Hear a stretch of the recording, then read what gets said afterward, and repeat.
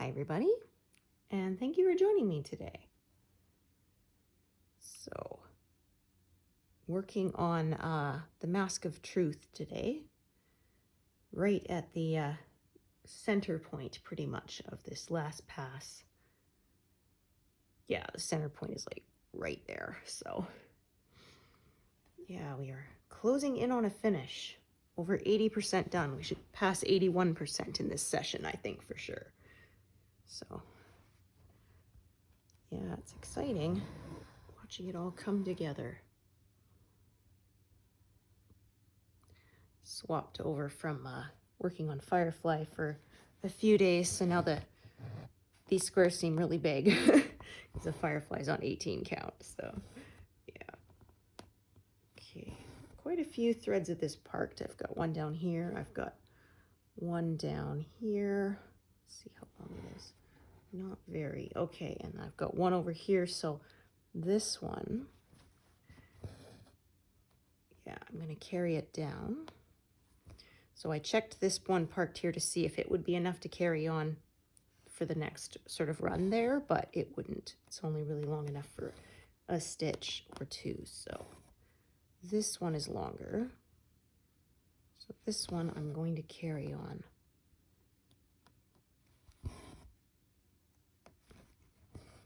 Down here. But I'm going to unthread it because I'm not going to get to it for a bit, I should think.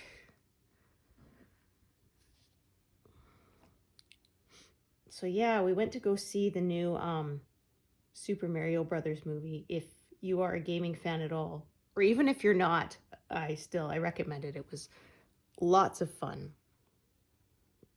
If you're older, then you'll probably recognize a lot of the references, even if you weren't a gamer. Yeah. They used a lot of older music in it. They used Thunderstruck and Bonnie Tyler's Holding Out for a Hero, and yeah, so that was fun. And yeah, it was funny. Mario doesn't like mushrooms, and of course he has to eat them to grow big, right? So, yeah. So does it have to be a mushroom?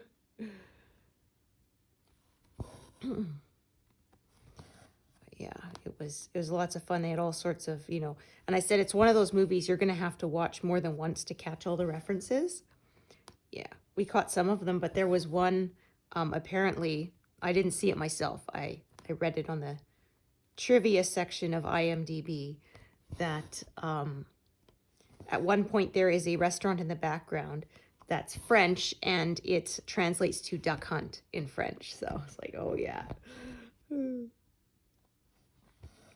Yeah, remember that game. Somebody said, kids these days will never know the frustration of having this little jerk laughing at you, the dog, when you missed all your shots, and then he'd appear out of the grass.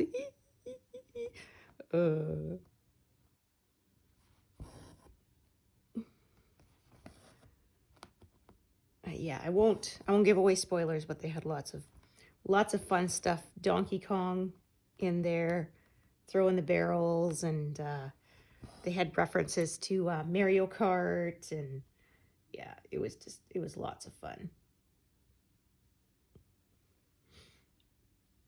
Yeah, I hadn't been to the theater since we went to see Avengers Endgame long time ago.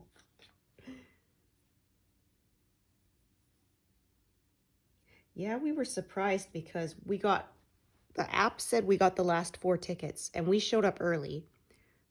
And we showed up about 40 minutes before the movie was scheduled to start, because a lot of times for popular movies, it's, that's a near thing to be able to even get in when there's a lot of people. But no, we were the first people in the theater, and people didn't start coming until like 10 minutes before the movie started, and people were coming in even during the trailers and such. Yeah, I was surprised.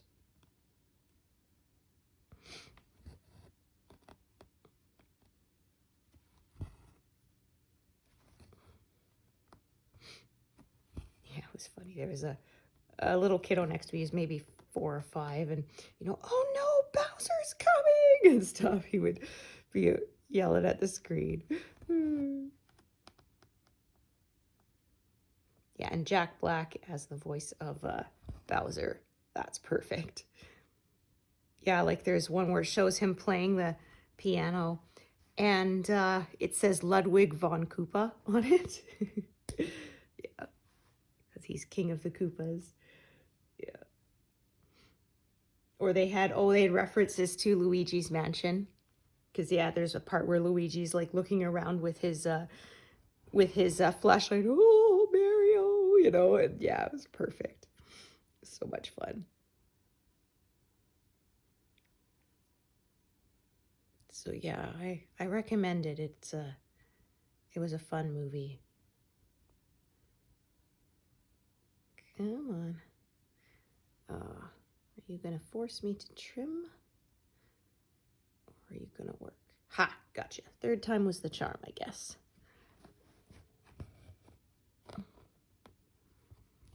Yeah, so here's the shadowy side of his mask here, and then we're gonna get into the lighter colors over here for the side where the light is shining on it. Okay, quite a few of this in a row. Yeah, kind of nice to take a break from Firefly too, because that is a lot of confetti on that one. Because like I said, it's 150 colors. It is the most colors I've ever stitched into one pattern. So yeah, it's a lot. But the detail is looking really good. I reached 7% yesterday.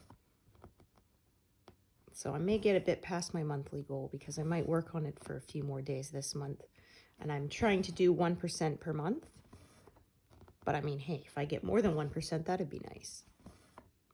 Well, technically, last month I ended at 6.08 and I'm now at 7.01. So technically I didn't actually get a whole 1% done yet. Yeah. But I'm kind of going by the big numbers. Just the first number, so and not the tenths and hundredths of the percent.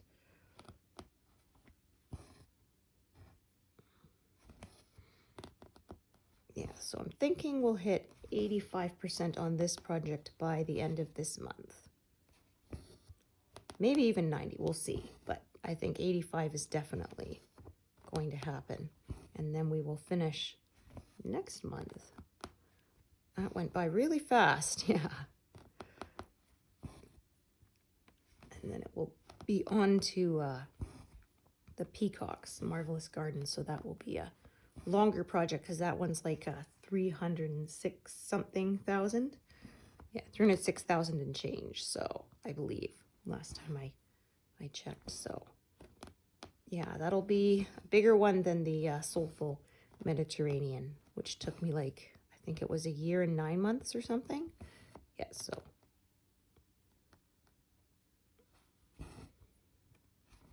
we'll see. Ooh. And also because I'm now alternating and doing some of my Firefly piece as well. So I'm not completely monogamous stitching anymore. When I first started this channel, I mostly did. I would just do background on other pieces at night for when I was tired. Yeah, and I finally reached 1%, past 1% on Stained Glass Zelda with all that black, so.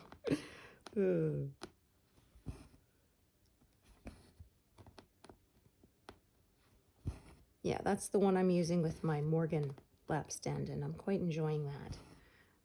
Yeah, I tried another one that was more like this, like a smaller version of my clamp floor stand, but yeah, I don't know. I didn't really like it as much as a lap stand. I found it kind of awkward and it would slip a lot. So I did some more research and I tried the Morgan hoop stand, which is the 2 hoops with the legs between them. And yeah, I really like that, especially because I find it is really easy to disassemble so that it fits in my craft bag when I want to take it somewhere.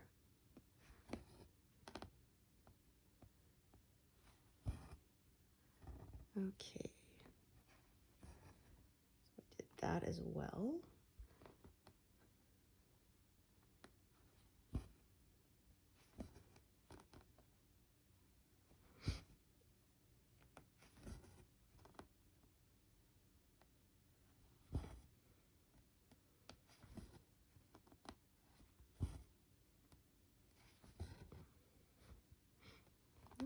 see, let's play thread chicken and see what we get. So yeah, all our neighbors across the street, their snow is gone. We still have ours because of, yeah, the directions our houses are facing. They get more sunlight in the day than we do. So our snow always takes a little bit longer to melt. But we can see some grass on the edges. So it's all brown and dead right now. Yeah. But yeah, finally we see it. And it's calling for little bits of snow here and there over the next couple of weeks, but it's going to stay well above freezing, so it's the kind where it doesn't really stick. It's just enough generally to make the roads more treacherous, which is always fun. Yeah, I swear, as soon as there's a thaw, people forget how to drive in the snow. I always hate the very first drive in the winter after the first big snowfall because, yeah, people are slip sliding all over the place. Okay. And not everybody has their winter or all-season tires on yet, so yeah. Okay, so I'm going to get a whole piece because even though it's a smaller section here at this corner, it's going to carry over to the next bigger section, so might as well use a big piece at this point.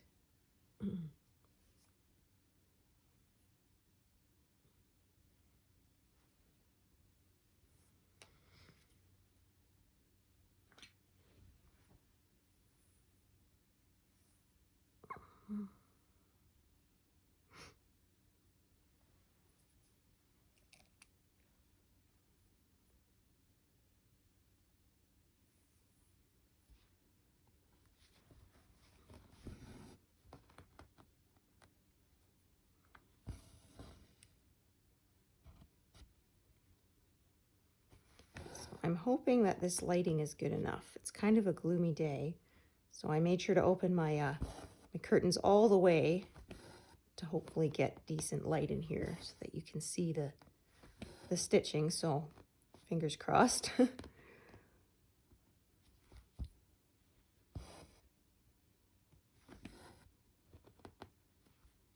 I'll be stitching with some lighter colors later on, so there's that too.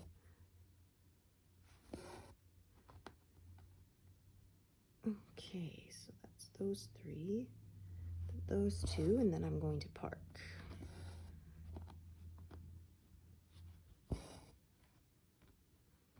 Yeah, my work kind of went a bit more vertical because of the shape of Link's arm, and then, yeah, just sort of worked out that way.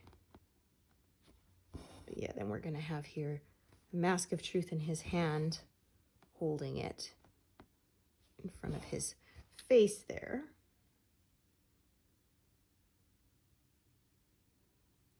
Okay, so single stitch there. And good, I have some leftover bits, so that'll just right.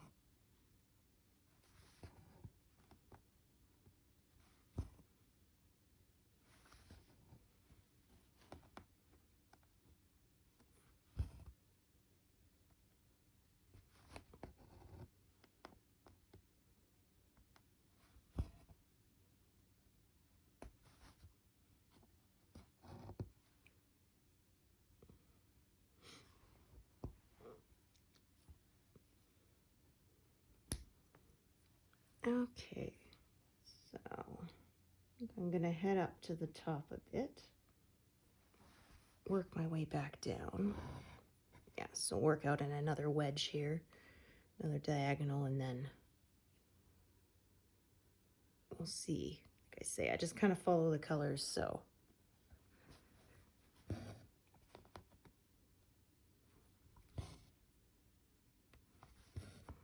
yeah, so I said in another video about how I decided to try learning some Hungarian since my husband's family speaks it. That's their first language. So, but they came to Canada when he was 5, so he speaks both fluently. Although he has an accent, which it's funny because he doesn't realize he has an accent, but everyone remarks on it. So yeah.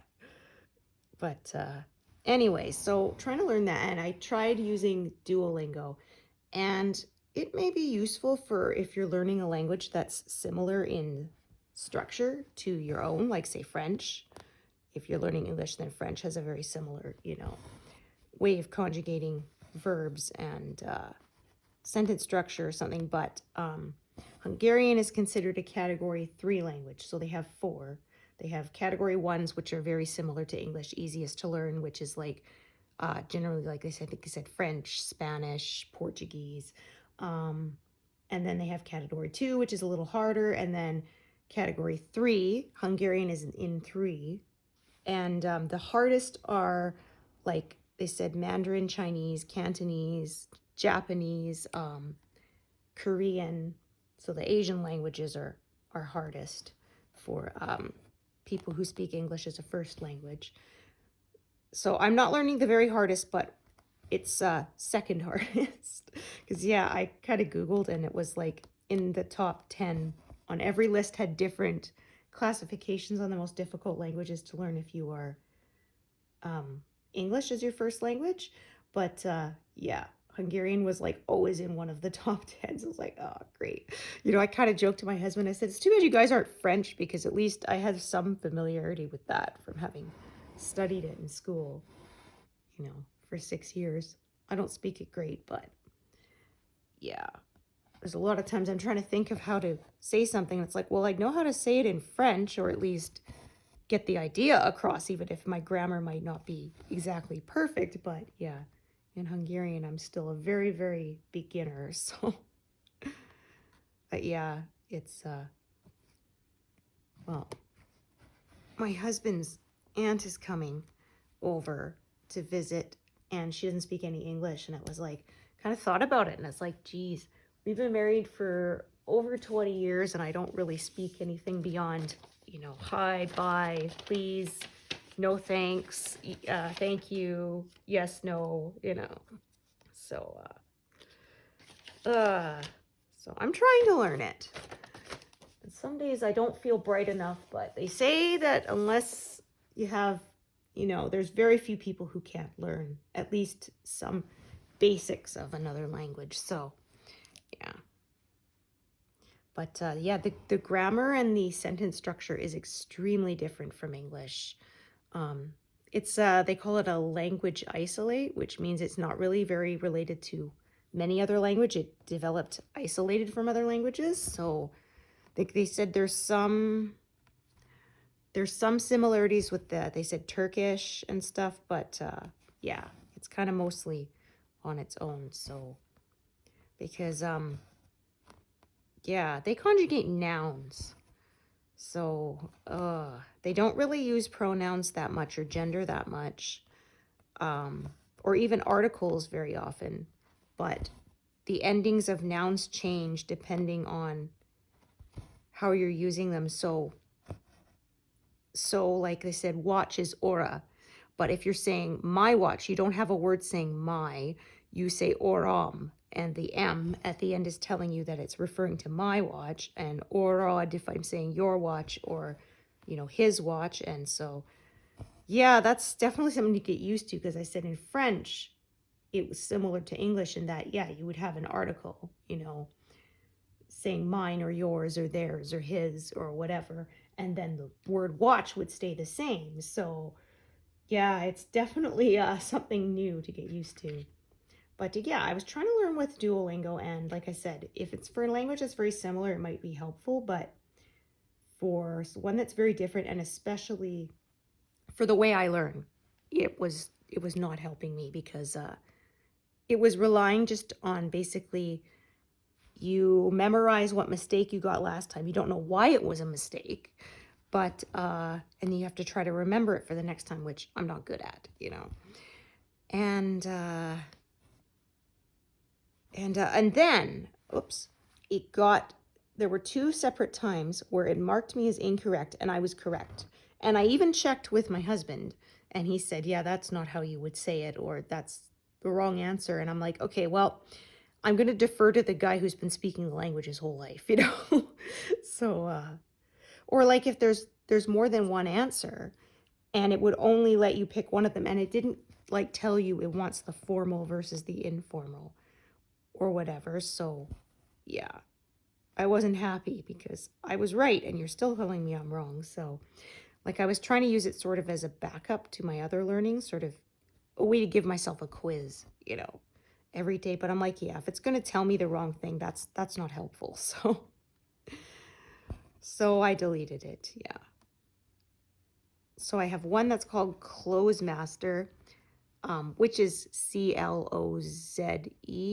And it's fun because it has the traditional like Nintendo 8-bit graphics, and it even has like Nintendo sounds. So if you get it wrong, it's like, you know, and if you get it right, it's da-da and stuff. It's quite fun. So I've been using that as a little vocabulary builder, basically.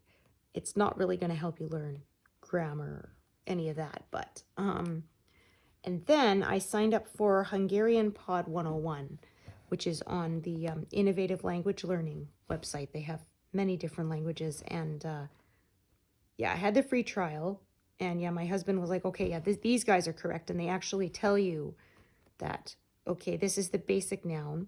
In this sentence, this is the conjugated form for using with several people, you know, when you're addressing a group of people. And then they give you the pronunciation and they slow it down too. So they'll say it normally, then they'll say it really slow each syllable a couple of times and then fast again so that you can follow along. And also they have a recording one so that you can actually record yourself saying the words and it will compare it to the pronunciation so that it can show you where you might be getting it not quite right. And yeah, so it's really useful. And I signed up for, it was $8 a month. I had a coupon and I signed up for 2 years. So if I paid for 2 years in advance, it worked out to $8 a month. So, and you get 60 days to cancel if it turns out you don't like it. So yeah, I'm finding that much more helpful. And they have short little bite-sized lessons, you know, 3 to 15 minutes. So it's perfect to sort of put one on while I'm cooking dinner or, you know, going for a walk, listen to a couple of them. And then they give you options to add words to word banks and flashcard decks so that you can, you know, obviously reviewing is very important in learning a language, one of the most important parts. So, and like I said, fortunately, I live with someone who can teach me too. So I'll try and say it and I'll be like, is that correct? And he can really help me with my pronunciation. So, yeah. But yeah, it gets really overwhelming sometimes, just the sheer volume of words I don't know, right?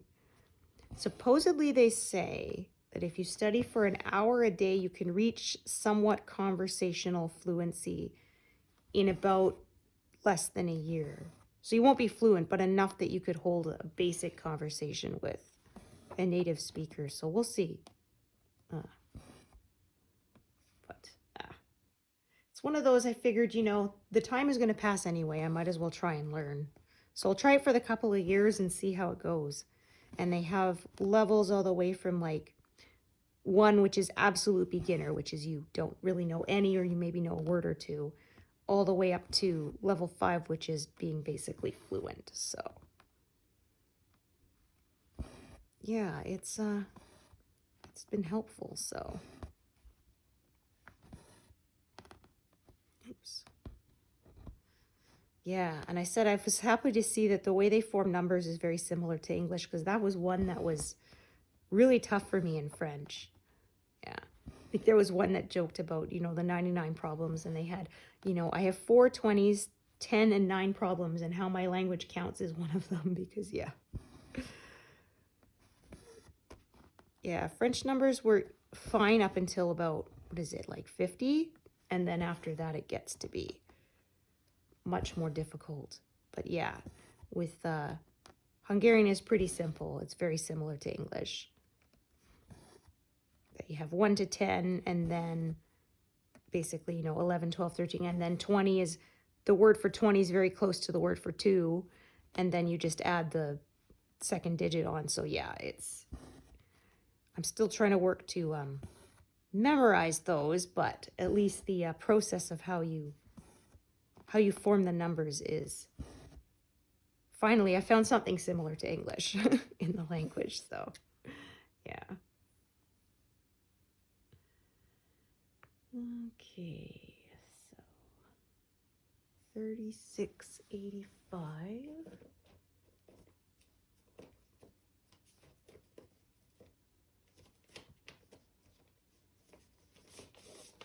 There you are. But yeah, I don't know how successful I'll be. I don't have a great language learning brain. Like I said with French, I know enough that I can catch the gist of what someone is saying, but I'm not very good at speaking it. So, although I'm guessing if I practiced more, it might be better. But yeah, like I said, if I was in a French-speaking country, I could probably figure out how to find a bathroom or the train station, or yeah, some basic stuff like that. But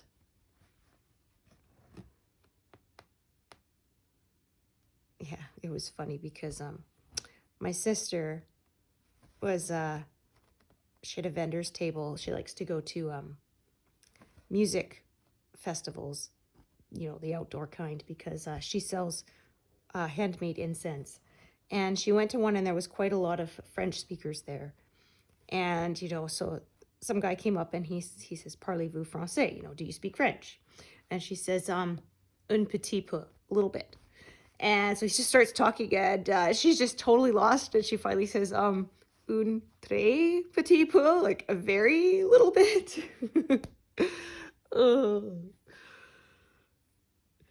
Yeah, it's interesting too, because I asked my husband, is Hungarian spoken faster? He said, no, they're the same speed. And I remember asking someone else who was fluent in French and English, who's bilingual, and he said same thing. He said they're spoken at the same speed. It just sounds faster to you because you don't understand it, right?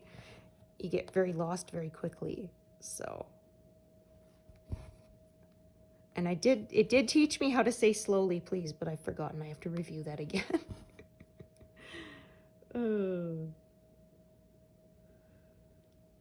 But yeah, they say one of the hardest parts too is the fact that the phonetic sounds in different languages are different. So they said actually, if you're trying to speak it a lot, your muscles can actually your speaking muscles can actually get quite sore because you're using them in different ways. Yeah.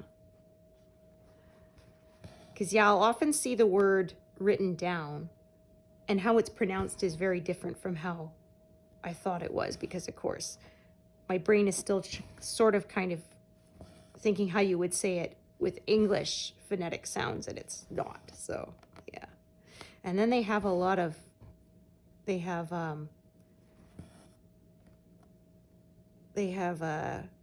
dashes and then 2 dots above letters, which of course changes the way you say them too. And it's funny because my husband says when he wants to write something in Hungarian, he actually has to use the translate to help him figure out how to spell individual words with the accents, because he doesn't know it. Because yeah, they left when he was kindergarten age, so before he really started to learn to read and write it, just he only spoke it. So yeah, it's funny.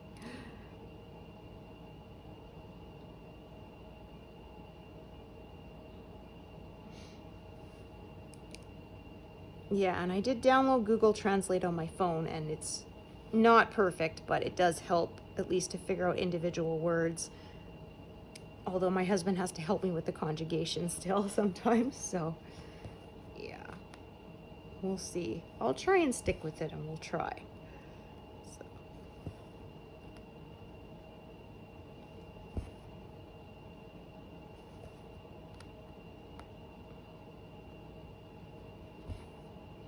Yeah, I learned how to say "I don't know," which of course you have to use a lot when you're learning a different language.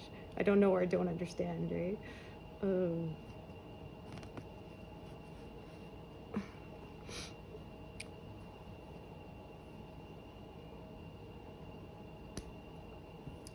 Yeah, after they came to Canada, they had more kids here, but they all speak both languages, so that's pretty cool. Yeah. It was funny because I was visiting once and the in-laws once, and they had some friends who were also Hungarian, and then I think my husband and I had been married for just a couple of years at this point. And she switches to English and says, do you know how to speak any Hungarian? And I said, no. And she was so offended. Oh, well, you should learn. And it's funny because I'm like, my in-laws aren't offended that I don't speak it. Oh. But yeah, she's just so offended, but it's like, oh. Learning a new language is tough, especially like they said when you're not immersed in it. Yeah, they say the fastest way to learn is, go to a place where that's what they speak and just immerse yourself in it and you'll pick up it within a few months. But yeah. My husband said, well, I could speak nothing but Hungarian to you for a few months and then you would. I said, yeah, but I don't want to be unable to communicate with you.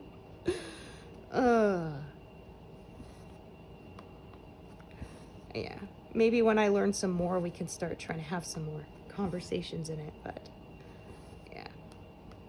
I'll do my best. I'm older, right? They say it's easiest to learn before the age of 10 and still easier to learn, they say, up until about the age of 18 to 20.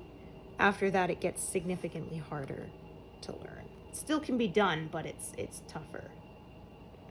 Okay, I'm just gonna check the other part thread I have of this here. Okay, so that's a fairly decent length too. Okay, so I know what I'm gonna do here. So I'm gonna do these few rows here in this thread and then park it over to the right, and the other thread will carry off because they branch out. So that's what I'm gonna do.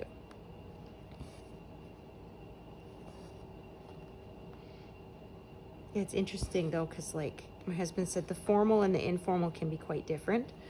So yeah, my sister sent me this link saying, can your husband translate what she's saying? Because it was from Chicago and they didn't have any subtitles.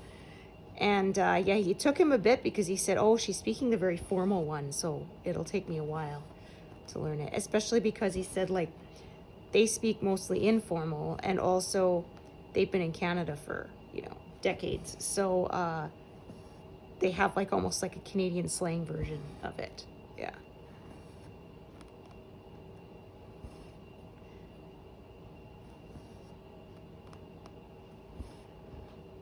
Usually there's enough words in their conversation in English or close enough to English, because some of the words are very similar, that I can kind of guess what they're talking about, but not really any specifics.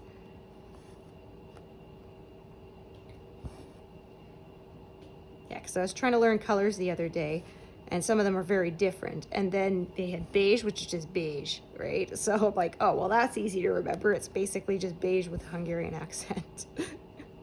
Ooh.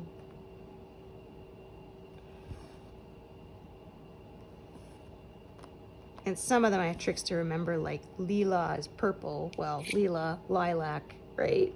That I can remember. But then some of them are completely different, like green is zuld. So yeah, that's one you just have to remember.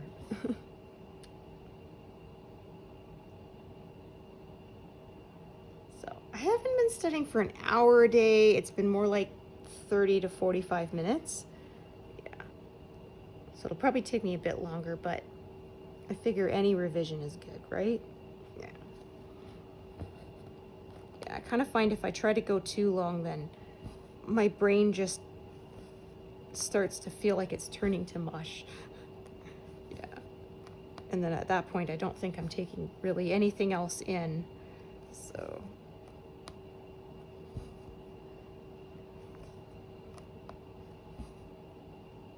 Yeah, hoping for some sun this week because unfortunately the forecast is pretty gloomy. Lots of overcast, rainy, and snowy bits, so we'll see. Okay, this is short, but it should be enough to do these 2 stitches here.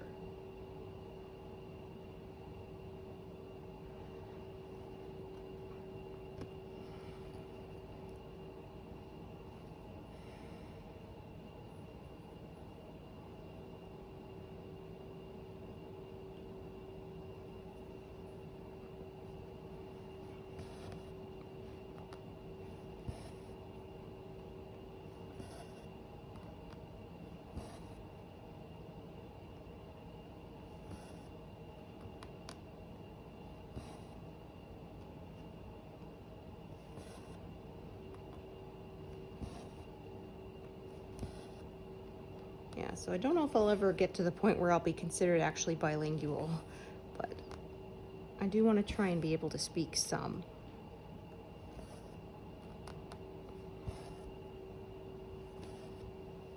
And since I paid for the lessons, maybe I'll stick with it.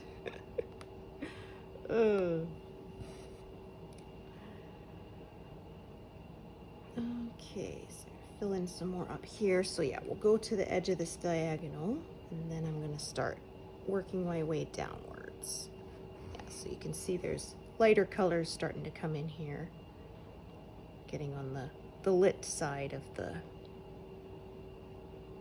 yeah, there's the shadow there, and then we're getting to the side that's lit up by the fairies of light.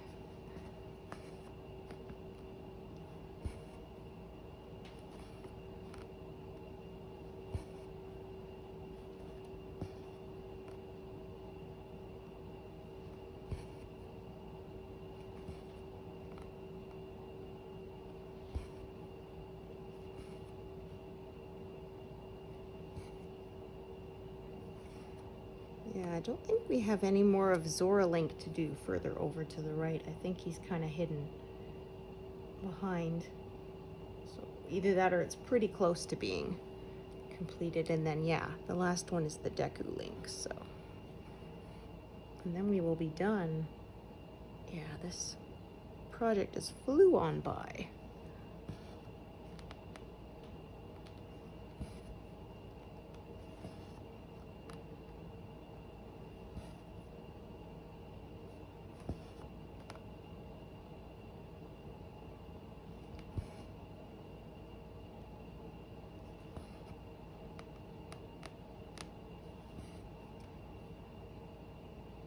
Okay, so normally I don't leave a piece this short still threaded, but I knew I was going to come back to it very soon, so I figured I could make it work.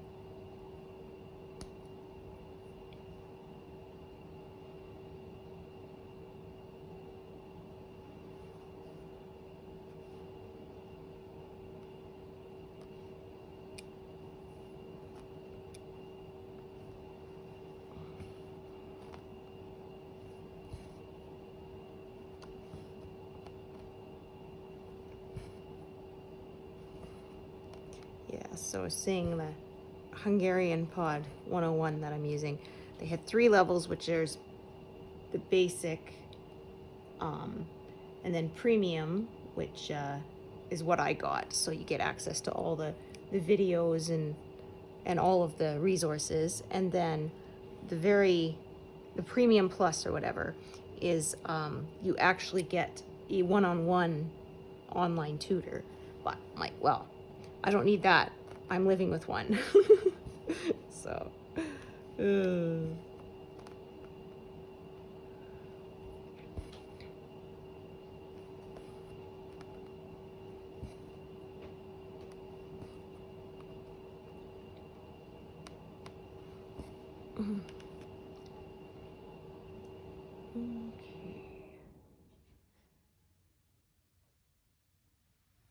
Yeah, it's funny too because one of the instructors in the pre-recorded videos has the same name as my husband, which is a Hungarian name and it's not very common, so yeah. Yeah, it was funny once. Got a phone call. He starts speaking Hungarian. I'm like, oh, he's talking to his parents. And then like 30 seconds later, the call ends and I'm like, why'd you hang up on your parents? He said, oh, that wasn't my parents. And I said, well, who was it? And he said, it's a wrong number. I said, in Hungarian? And yeah, somebody had called all the way from Hungary looking for a different guy with the same name. Because yeah, it's more common name there, but it's not here. So yeah, it's funny.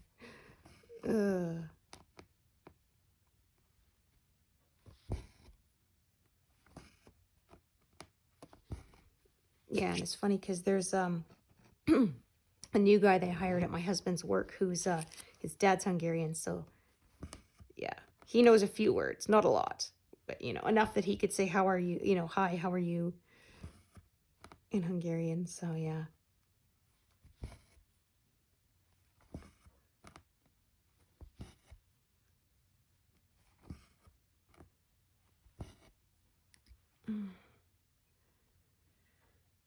I hope I'll be more successful than my high school French, but I guess the difference was I didn't really want to learn French. Yeah. But yeah, because Canada has 2 official languages, English and French. Most school districts, you have to learn some French. It's required. So, pardon me. My husband didn't have to because he already had a second language, so he got exempt.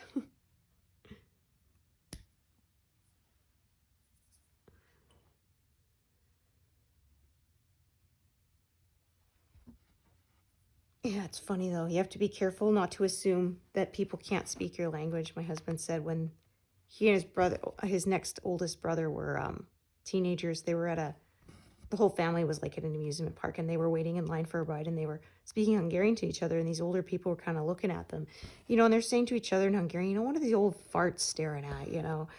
And then they said later on they went to meet up with their parents and saw them talking to their parents in Hungarian. It was like, oh, oops. That's what they were curious that, oh, these young guys are speaking Hungarian. It's like, and there you were saying, oh, to these old farts staring at, and they understood you. Like, oops. So yeah, never assume someone can't understand what you're saying. You never know. Ooh.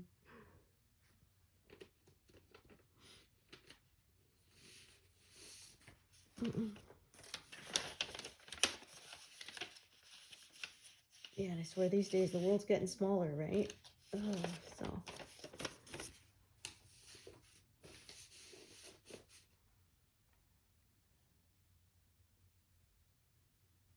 Okay. So let's see what I want to do here. Whether I want to, yeah, I think, just looking at the colors, I'm going to head over to this corner here for a bit and then work my way out. So I'm going to move all these over here so that I don't get tangled, kind of separate these threads there. Yeah, because I'd like to try and do the stuff that's to the left of stitches before I do more stitches so I don't close them in, right? So yeah, try to do stuff that's sort of right up against the edge of what I've already worked. So yeah, sometimes that means time to shift over to the left and then start to grow my way out.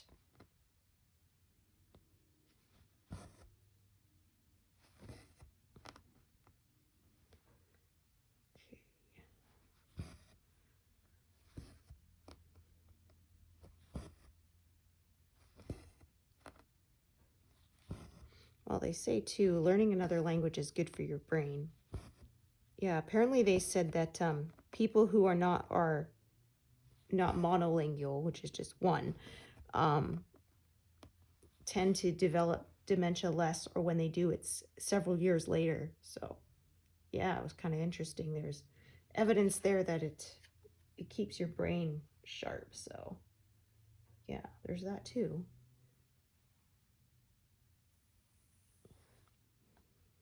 Yeah, I like to do that and play a Sudoku brain exercise.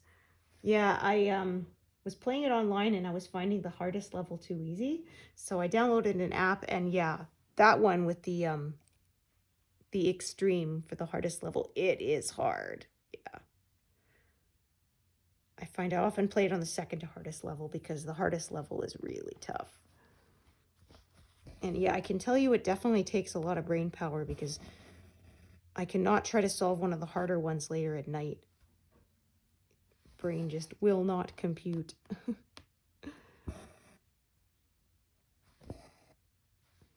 No, we're getting closer to a 0 on this color. Although they probably scattered a bit, so it'll be a while till we get to it. Okay.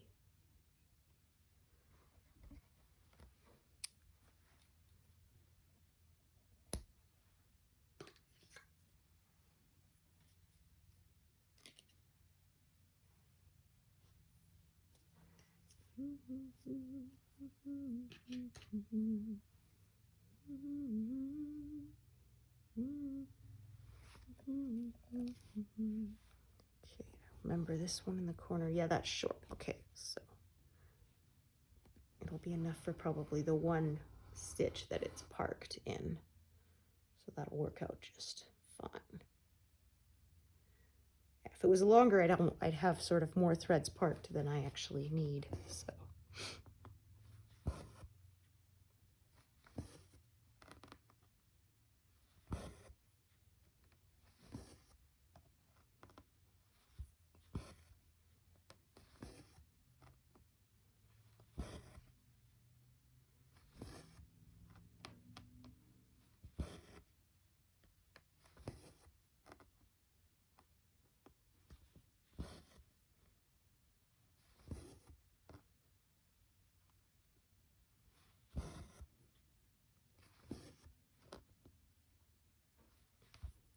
Back into the shadowy part here.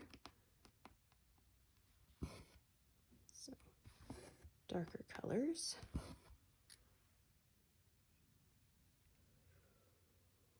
Oh, pardon me.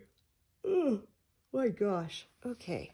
And then I think I was just working with this thread. It's not terribly long, so let's see about this one. Yeah, not really that long either.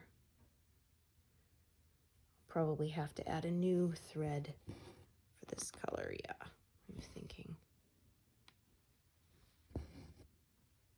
I'm going to use both in this area till they run out.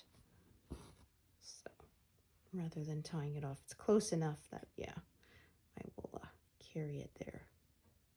Okay, then this one I was talking about earlier, shorter. Yeah, I'm just going to do this one because then it can be tied off and out of my way. One fewer thread to deal with.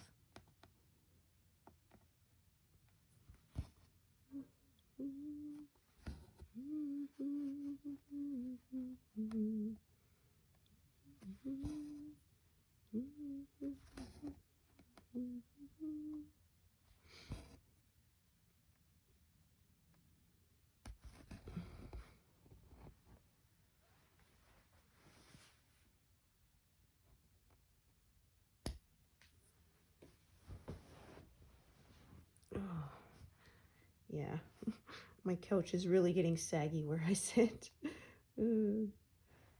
Wow, we're finally planning to do some long overdue renos.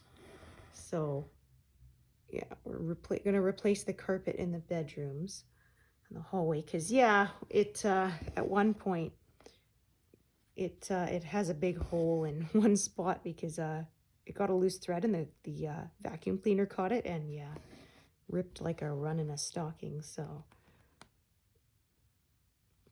I'm careful not to vacuum over that section, but it still just sort of keeps starting to get bigger and bigger. So yeah, and I mean the carpet was old when we moved in. Oh, 17 years ago almost. It'll be 17 years this summer. So yeah, and the carpet was already pretty old when we moved in, so it might even have been original to the house for all we know, which is, gee. Oh, gee. I think it's 50 years this year that this house is, yeah. It's older than my husband. Yeah, and he's in his late 40s, so yeah. But so anyway, we have to replace that. But in order to do that, of course, we need to move all the furniture out. And so we said we're going to move everything out into like the living room. And because the way our house is shaped, we have to get sort of our bedroom, the hallway, our kid's bedroom, and his playroom all at once. So all that furniture has to come out. So my husband said, well, then that makes it a good time. We'll donate the couches, you know, to some place that can use them, because they're not terrible. They're still usable, you know. So we'll donate them there that way, and then there'll be less furniture in the living room while we get the what you might call it, the carpet replaced, and then we'll repaint, which means we don't have to worry about the couches being in there, they'll be gone. And then we'll buy new ones, so yeah.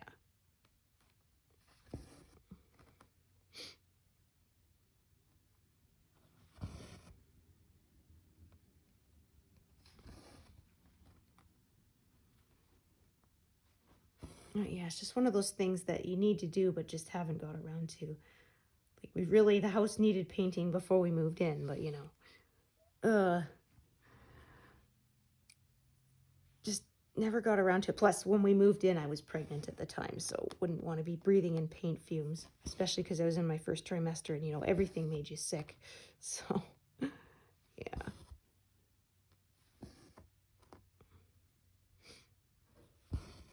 And of course, we focused on the things that actually needed to be done, not the cosmetic stuff, like yeah, properly insulating the attic because it had very little insulation up there and stuff like that. Roof had to be replaced so it wouldn't start leaking.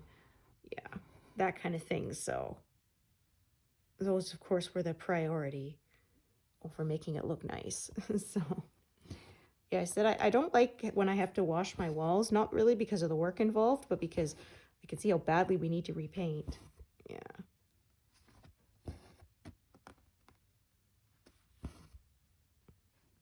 Okay, again, I'm going to check how long that piece is. Okay, that one is plenty long enough to do all these stitches.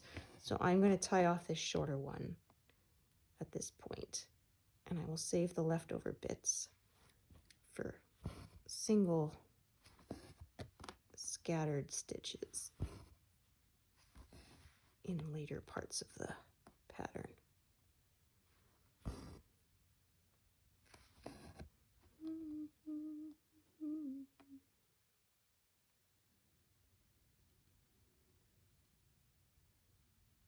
Goodness, needle does not want to come up between those there. I want to come between the threads there so that, yeah, the fabric really closes over it and they're nice and hidden and also secure. Okay.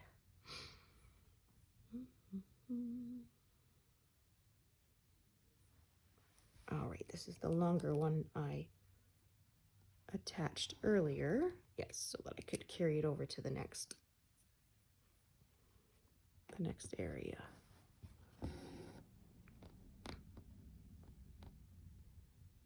So I think this is the center sort of design on the mask, center motif. Although these might be his hand, part of his hand, we'll see. Because yeah, I know his hand is holding up the mask. Let's see if I can tell from looking at, yeah, or if his hand is further down. Might be further down. We'll see if we reach his fingers soon. I'll have to look at the mock-up to be certain. Okay, so that one is there.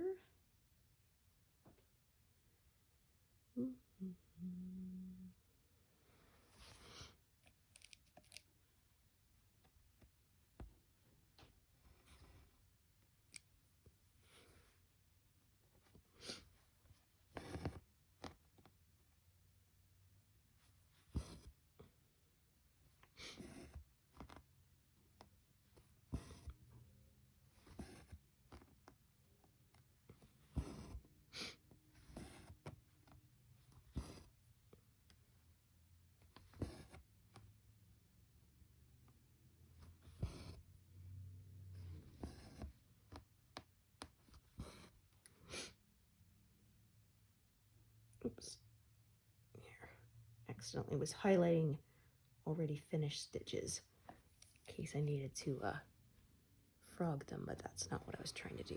Okay, so that's decent length. This is a little shorter, and look at this one here too. Okay, that's a longer one, so that's enough for that run that's sort of going over to the right there. this one, we'll do this stitch here in the corner. And also this one here in the corner. And then I think I will park it to do the 2 stitches below it. And then I'll probably end it off. So that way I made good use of that thread there. Okay, pick up this other one here.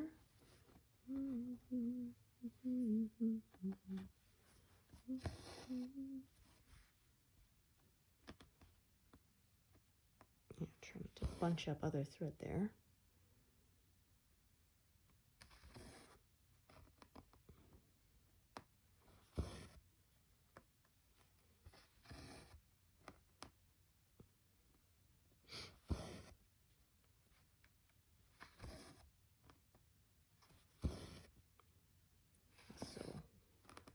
Probably hit 40,000 complete by the end of this month.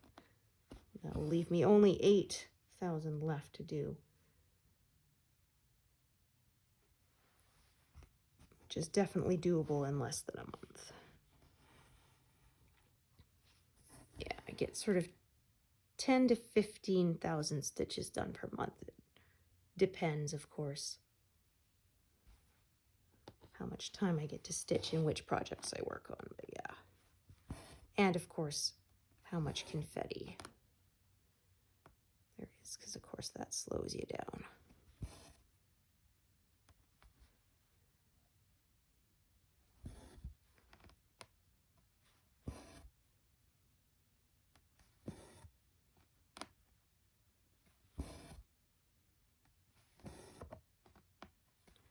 So do a bit in a row here. So I could do a bunch without closing anything in of this color.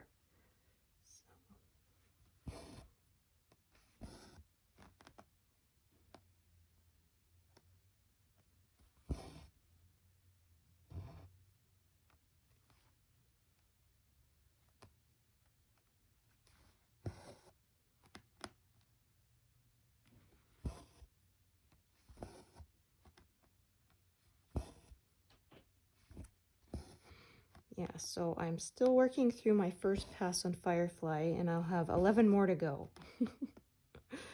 Oh, dear.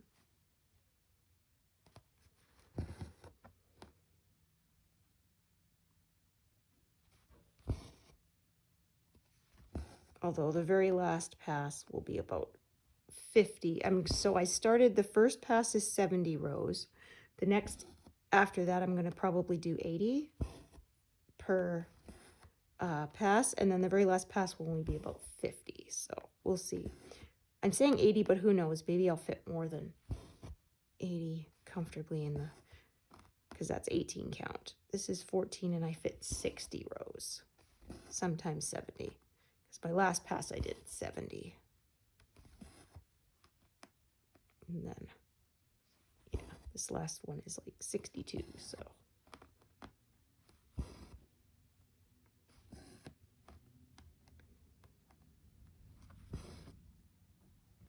Okay, so did those, and I guess we have enough left that I'm going to park down here.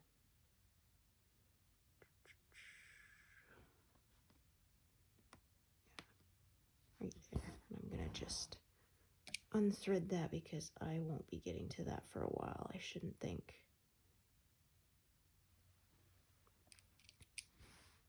Yeah, very glad for Pattern Keeper here because there's quite a few O shapes in there's pattern. There's this one, there's one that's sort of up taller, and one that's like a 0 instead of a letter O, and it's like fatter, but it's hard to tell just looking at it. So yeah, Pattern Keeper is super helpful because the coding actually shows that those are different symbols.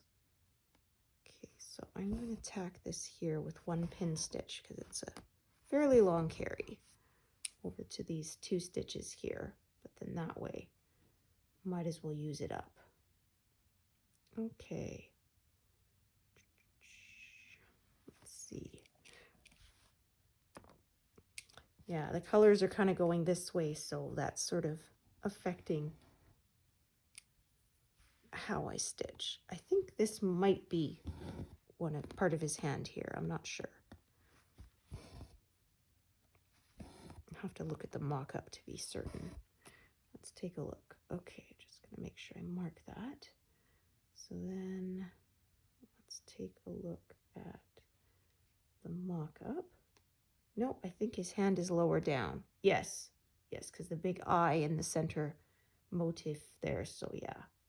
So actually, yeah, his hand is more down at the very bottom of the mask. So we will not be getting to his hand for a while. Yeah. Okay, cool. I love that feature. You can see exactly where you're stitching. Okay, and then I remember these two, and that'll be it for this thread, I think. Although actually, this longer thread I'm going to do this big area with. I think I may actually extend this thread down to these sort of 2 stitches down here by themselves. Yeah, so I parked it to do these ones here with another thread because I would need another thread there anyway, and there's one attached, so I might as well. But again, I'm not going to leave that threaded because it's going to be a bit until we get there.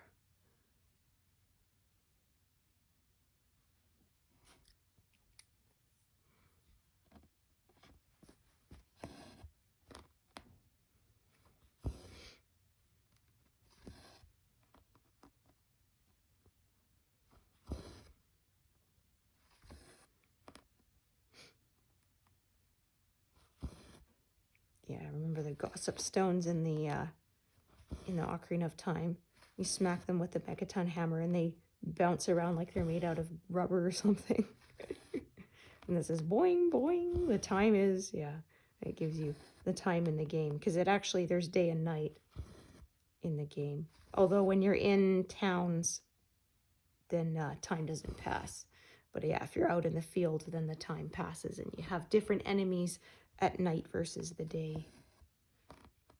Although, interestingly enough, they said if he stays on the path, then the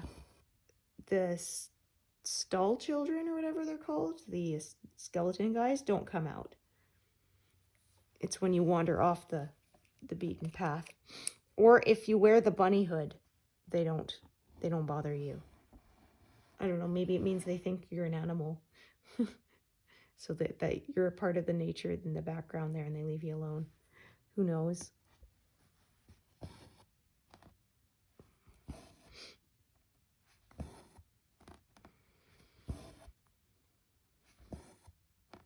Yeah, but they said that was a way to get money in the game. If you keep defeating them, they keep getting bigger and bigger, and they keep respawning bigger, and the bigger they get, the more money they give you. So yeah, if you fight through the night, you can get one right near dawn before the sun actually comes up and they disappear. That gives you like 100 rupees or maybe 200. I can't remember. It's been quite a while since I played, so. Yeah, and there's no music at night either. There's music during the day.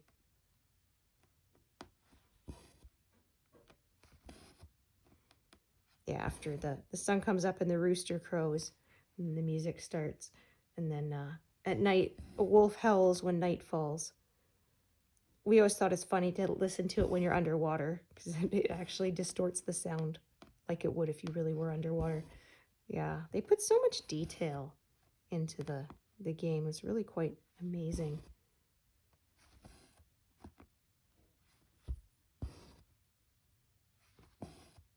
Yeah, that's what makes it so fun. Yeah, I always say the Legend of Zelda games, you have to wait quite a long time between them, but they're always worth the wait.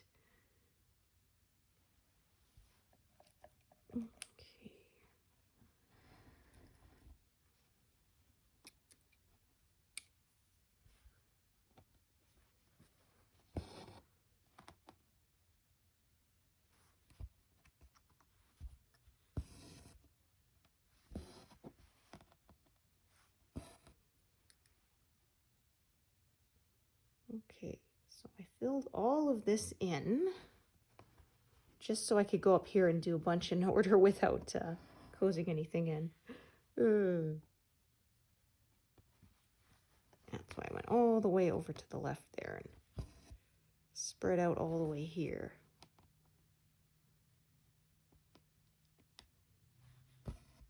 Okay, and that is in the next diagonal, so I'm gonna unthread it and leave it.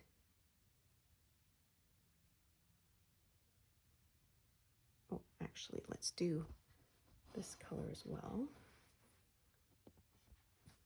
Yeah, I could do a few rows of this. I'll try not to stitch another thread in there.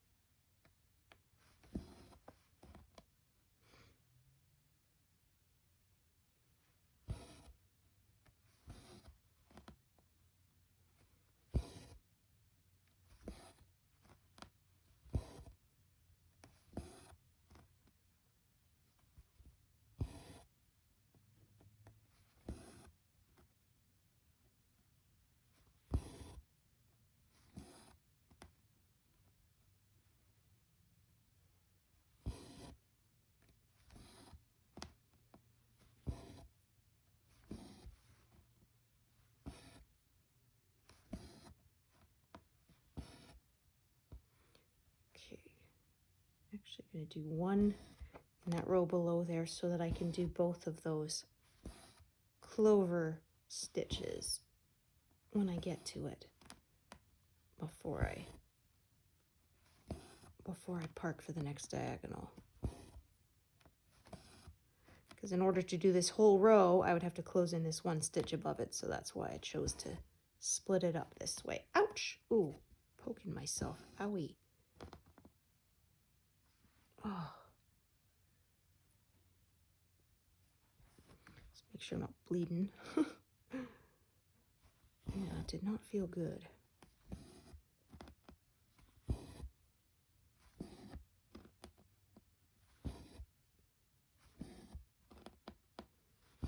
Okay, so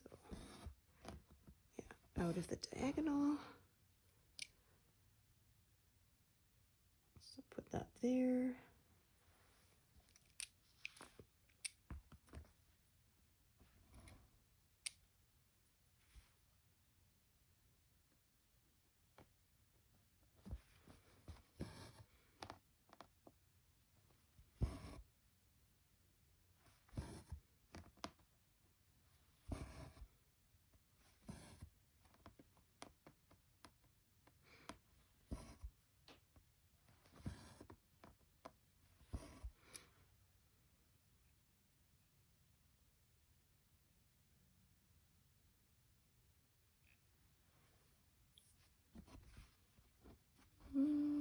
There,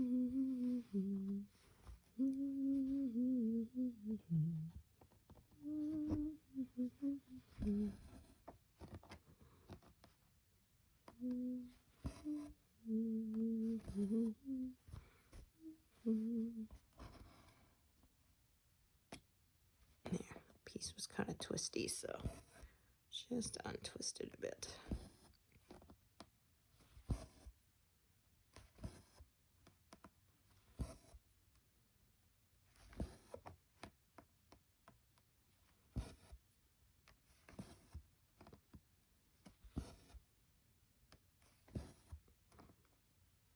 Yeah, so sometimes I sort of reach the edge of the diagonal in different spots.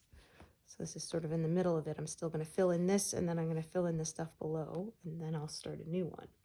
So, oh, look at that. We passed, so we're at 81%. Sweet.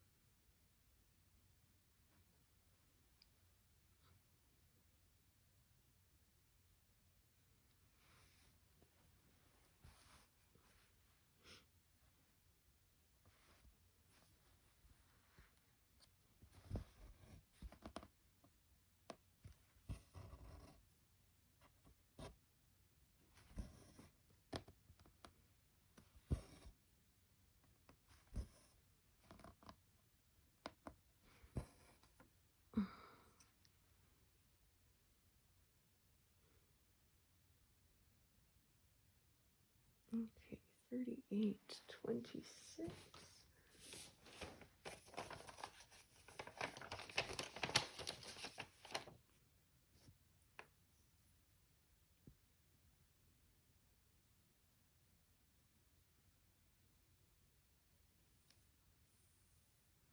Okay, I think I'm going to end up with 2 threads for this one because it kind of branches off.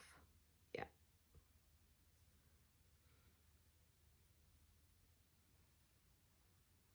Okay, so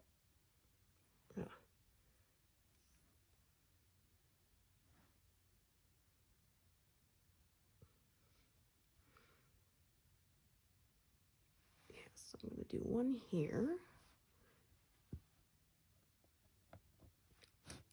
Okay.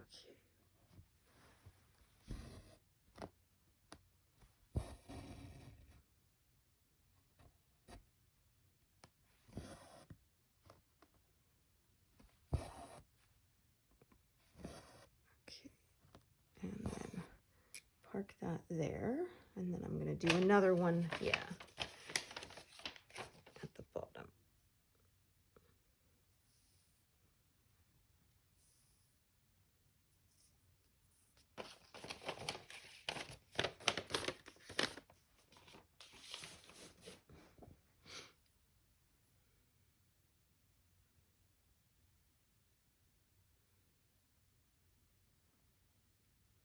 Oh, we've done 200 even. Nice. Oh yeah, I said reached 40,000 by the end of the month, but yeah, that should be no problem. I'll probably reach that tomorrow or something. Yeah. Okay, so that one there.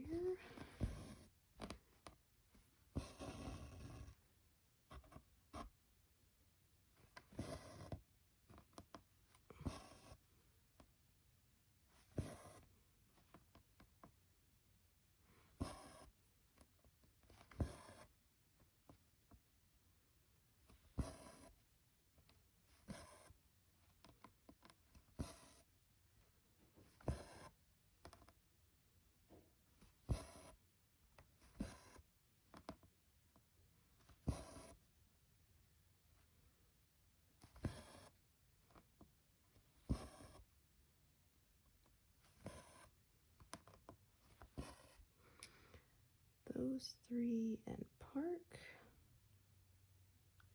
Okay, all that so I could do that.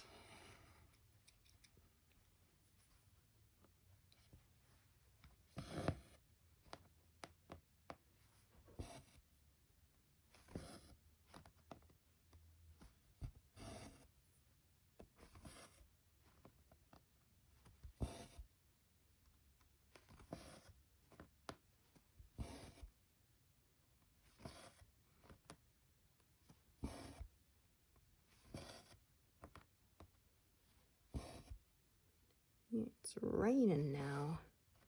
Oh well, melt that snow. Yeah, it's all at that dirty, crusty that stage anyway, so definitely no fun anymore. Okay.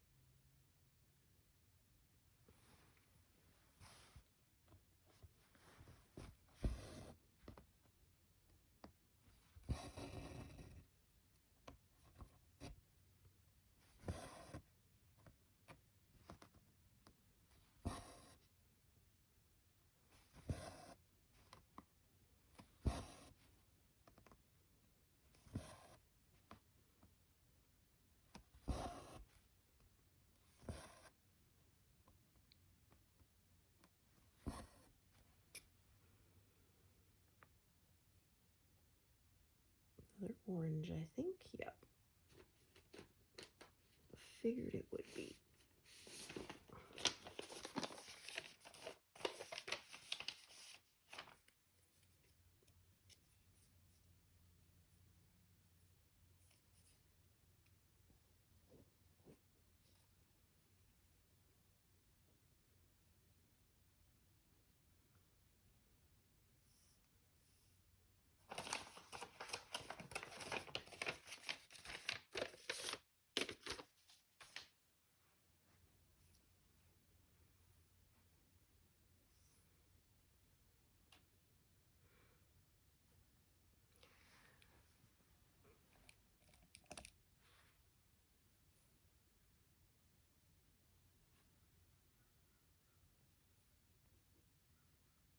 Oh man, that noisy crow. He's been going at it since 4 this morning. Ugh. With earplugs in, I could still hear him.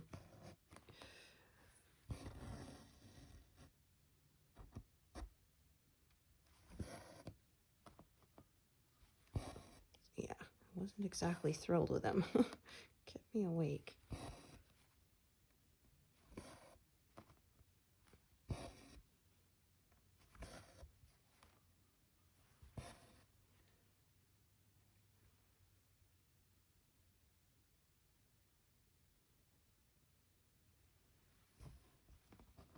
Okay, another one we can park out of this diagonal and be done with.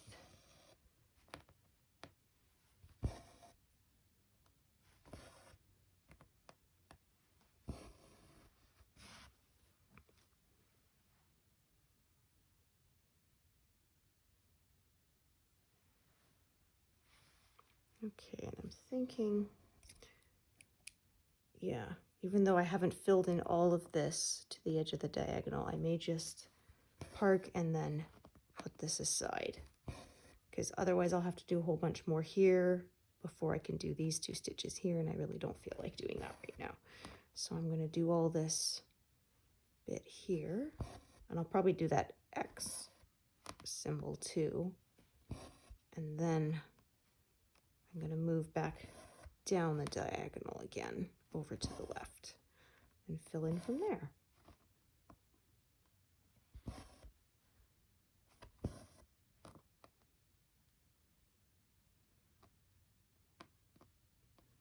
That one's full of other stitches, so it's easier to come up more neatly out of this one and go down in that hole there. Yeah.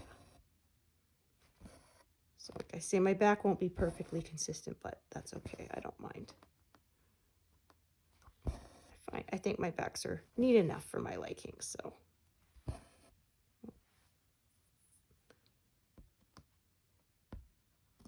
those 2 threads just kind of twisted. There we go. Get it nice and neat again. So do that. Okay. Oh dear.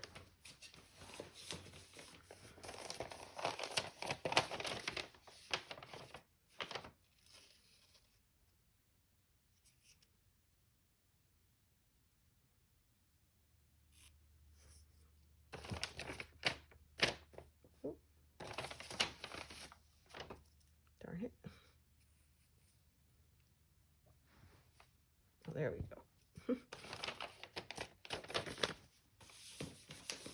took out a little piece, and then as I was gathering it back together, I picked it up and put it back in the envelope by accident. That won't work. Okay.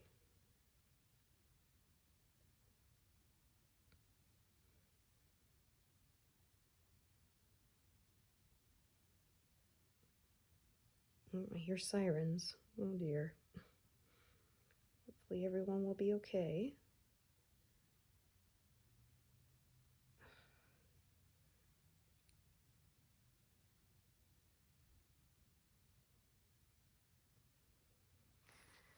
All right, there.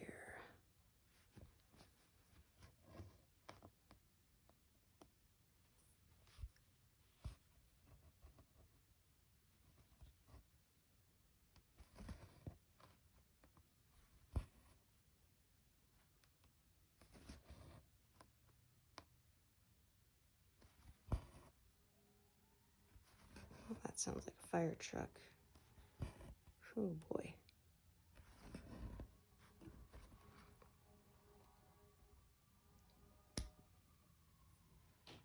Oh, it's gonna actually come down my street, huh? Oh, maybe not. They came pretty close though. Yeah, we're not a through street, so we don't get much traffic along here. Okay, so I'm just gonna tidy all of this up. Perfect. Yeah, these are all done for now. So set those aside and then carry on downward here.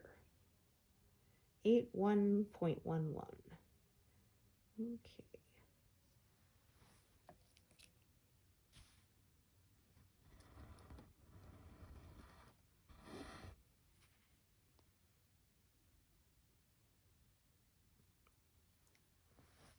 It's too ragged. There.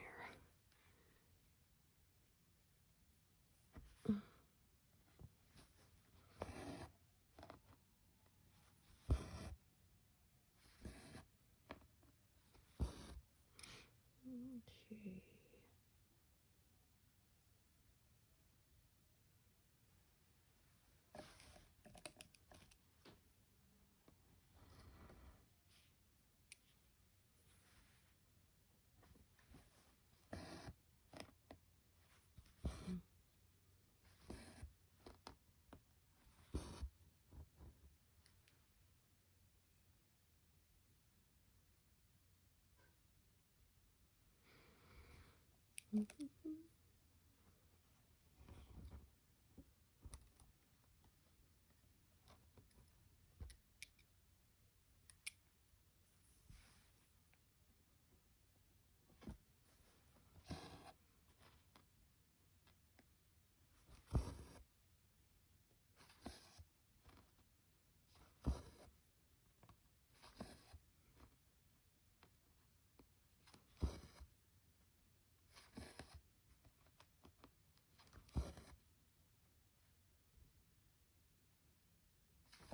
Okay.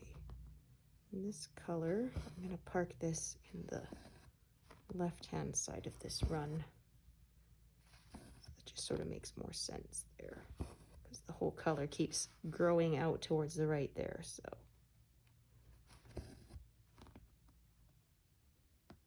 Yeah, otherwise I'd be carrying it here, and then I would be carrying it even further, you know, further 5 stitches, and that's just a waste of thread, so.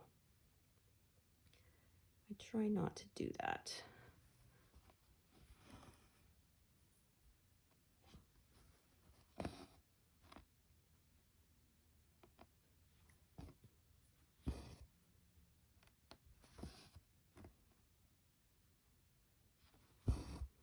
Yeah, so my kiddo goes for his road test next week.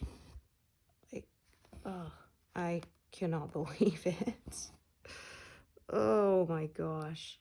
Yeah, I wanted to do it during his week off of school, but my husband went and looked up and they said that your windshield can't be cracked, and my windshield was cracked. It was actually cracked in a big kind of rectangle around the whole thing. Yeah, we took a huge rock to the windshield when we were traveling to visit family a few years ago. Left a big chip, you know, like this size kind of thing, like a bigger than a quarter. And then, yeah, it cracked. And yeah, eventually it was cracked sort of all around the perimeter of the I remember when it finally did the last crack, I was driving to work, and from the corner of my eye, it kind of looked like a bug was running across my dash. And then I looked and it was like, oh no, that was the crack just going all the way across, because it was really cold that day. So the difference between the heat inside the car and the, minus 40 outside of the car, yeah, was too much stress for it, and it finally went. So it's been like that for a while. But yeah, so it's finally been. But yeah, my husband said, I'd hate to get all the way to the DMV to take his test, only for them to say, oh, nope, sorry, this vehicle's not safe because of the windshield, and, so you're not going to take the test today. And yeah, that would suck. So yeah, he went and got it fixed. And he said, he could take his test on a rental, but it's easier to take the test on the car you learned to drive in, right? I mean, yeah, because every car handles just a little bit differently. And so, yeah. And he doesn't have a deadline where he has to have his license by. It's just he wants to have it, of course. So, yeah. Yeah, and he gets to they have 2 years probationary period, then you get your full license. So you no longer have to take a second road test. Woohoo! So mine is going to become a full license automatically this summer. So yay! Because yeah, I've been considered a new driver for, oh, geez. Well, I got it before my son was born, but not much for, so I've been a new driver for like 17 years. So yeah, well, I have such test anxiety. And yeah, it would save a little bit on insurance, but not a lot, because I had a clean driving record. So I never did it. And yeah. So I said, haha, I waited them out long enough. Now I don't have to do it. So yeah, and so my son, because he took driver's ed in school, his probationary period will be cut by 6 months. So that's nice. Because yeah, it was one of those courses they were offering before school, and it wasn't for credit, but it was for, yeah, so you can. And we thought, not a bad idea to get instruction from somebody who isn't dad as well, right? And then yeah, it'll save on the insurance, and he'll have a shorter probationary period before he's considered a full-fledged driver. So yeah, he's very excited about that. But I told him, try to keep your expectations reasonable. A lot of people don't pass on the first try. In fact, almost most people that I know did not pass on the first try. I didn't, and neither did my husband.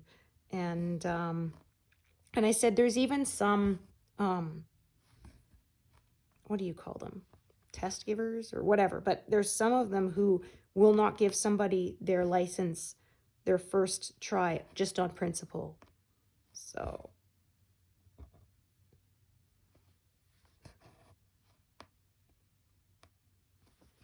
yeah, when I got mine, I bonked into the curb while doing my parallel parking. Okay, so this wasn't long enough to do this whole thing. So I'm actually going to repark that one I parked lower down. I'm actually going to unpark it and bring it back up. Might as well. Yeah, I thought that this thread I was just stitching with was going to be enough to do all these stitches, and that's why I sort of leapfrogged it down below, but it turns out that it wasn't. So instead, I'm going to unpark this, repark it up higher here, make sure I mark that I did that, and then, yeah, and then I will actually join a new thread for further down. Just sort of made more sense to do that at this point, so yeah, that's why I changed my plan slightly. But anyway, I was saying, so I bonked the curb when I was doing the parallel parking, so yeah, that did it. And oh my gosh, the guy who was testing me, such a jerk. You know, he's explaining why I didn't pass, but he tells me, and he hit the curb like 6 times. Like, dude, I'm not deaf. You know, I acknowledged you. Every single time you said it, I said, okay, yes.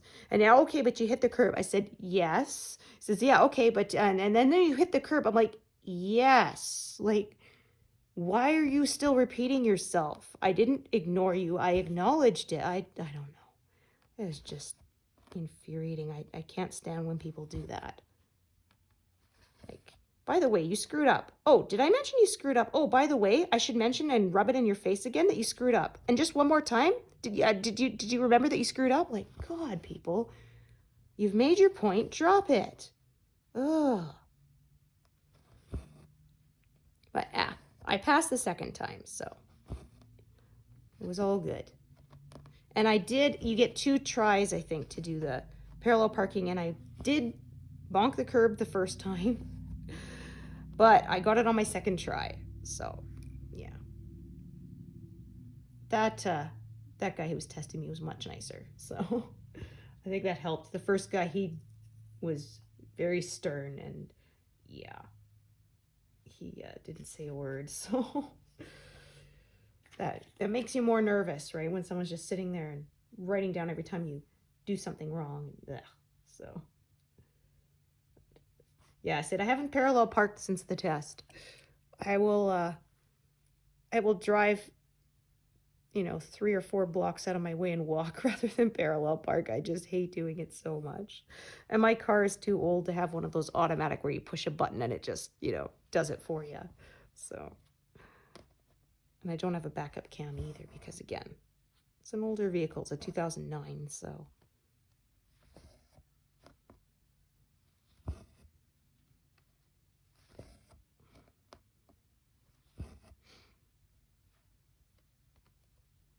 Or I said, my version of parallel parking is when there's a huge long curb, then I'll pull in and, you know, pull up.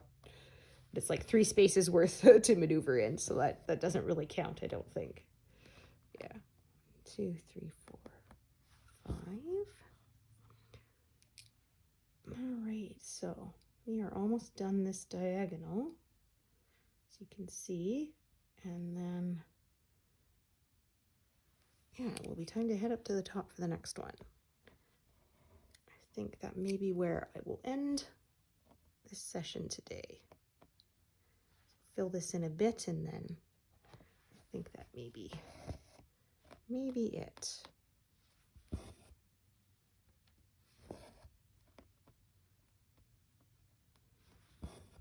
Oh yeah, we're closing in on 39,000, so yeah, I will definitely hit 40,000 by the end of this month.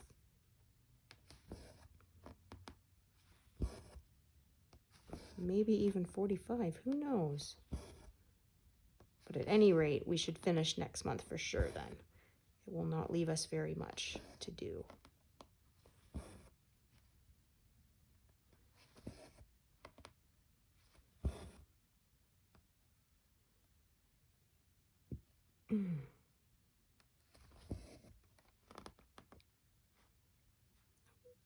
Needs to be 1 from the grid line. There we go.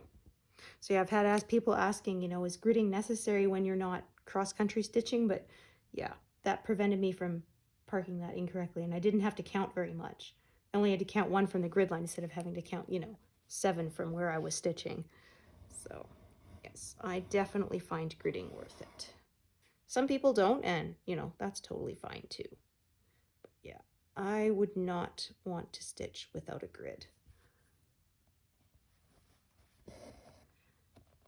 Not only does it cut down on the mistakes I make, but when I do make a mistake, I find it much easier to figure out where I went wrong. I have those landmarks to work from.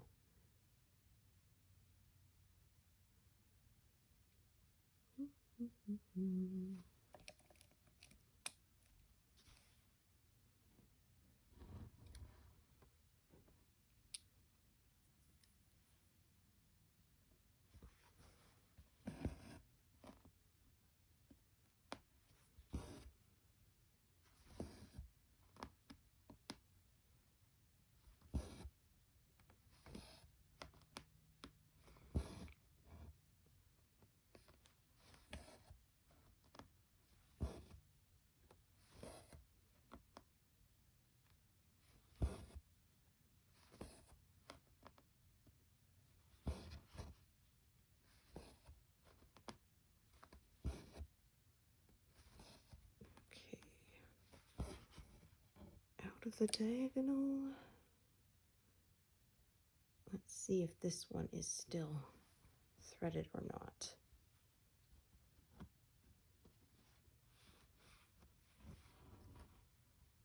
Yep, okay, then we will continue to stitch with it.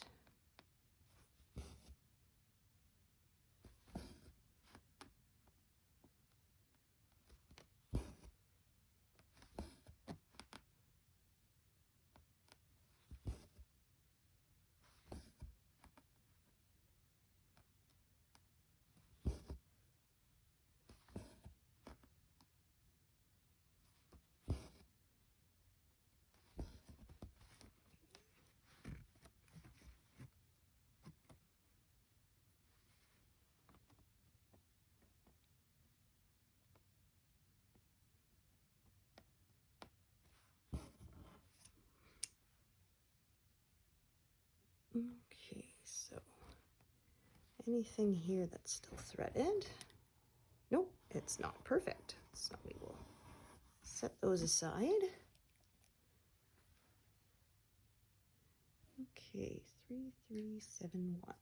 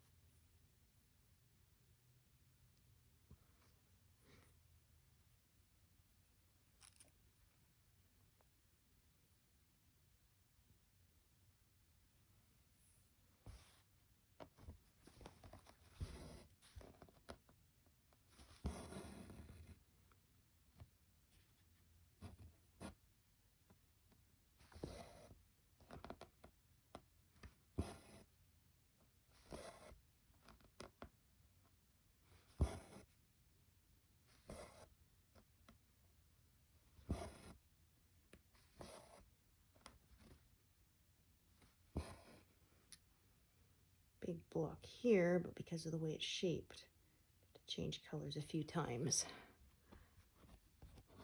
until we get it. Yeah, it's not going to close things in anymore.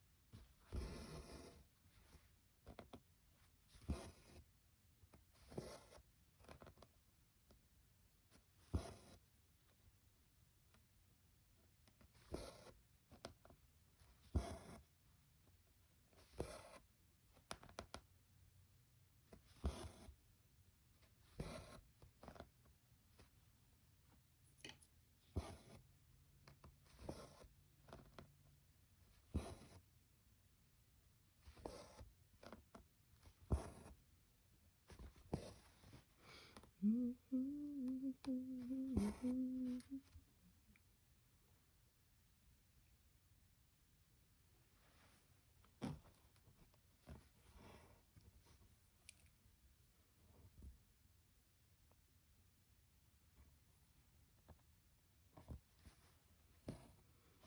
here's the edge of the mask here.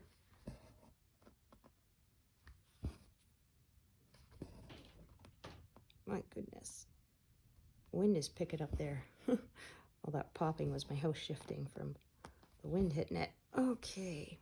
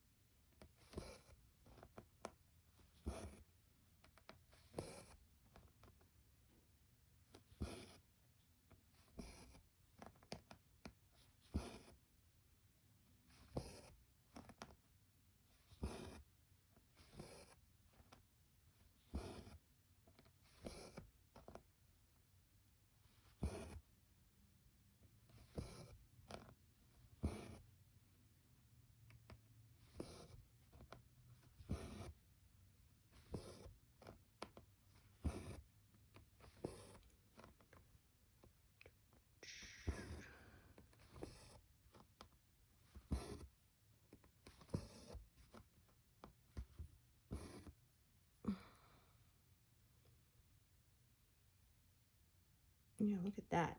39,001. So almost exactly 39,000. I like to end on even numbers, but it didn't work out that way. But yeah, that was a really nice, productive session today. So as usual, thank you for joining me, and I hope to see you here again another time. All right, thanks everyone. Bye.